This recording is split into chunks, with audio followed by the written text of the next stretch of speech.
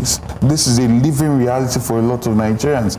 Meanwhile, you see government expenditures are still at an all-time high. There's no reflection for the realities that Nigerians are dealing with in the way they live their lives, in the way they fly around, in the way they're constantly going out of the country for whatever, work trips or whatever. These are costs that can be put towards something else. You look at, and then you listen to the speech, and you just see that this government has become so, politics has overtaken governance. And you see right now, the whole focus is on the politicking.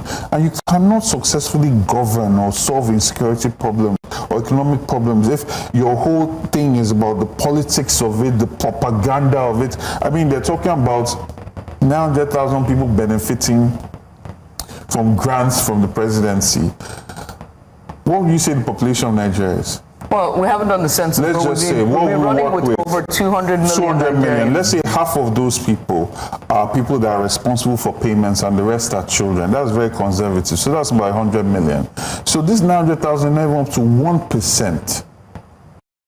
It's not up to 1% of people that are living with the hardest, the toughest cost of living crisis that we've experienced since the 80s. And that's what they are talking about. They are talking about a GDP or a growth rate of about 3.84%. That is worse than the worst performing PDP government that we had. And that's what they are talking about. We have an $890 per capita GDP. That is one of the worst, lowest GDPs in the world.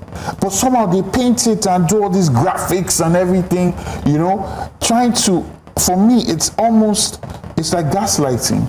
I would rather a person comes out and is actually realistic about what has happened. You know, I mean, even the percentage of GDP is far less than what they said they will give us. We're talking about 8 to 10% growth, and we're dealing with 3.84%. And then you see the way they continue to live. You see how much corruption is still thriving in this society. You see, I mean, look at all the killings that are going on in Middle Belt. Look at how many farmers are now IDP camps, right?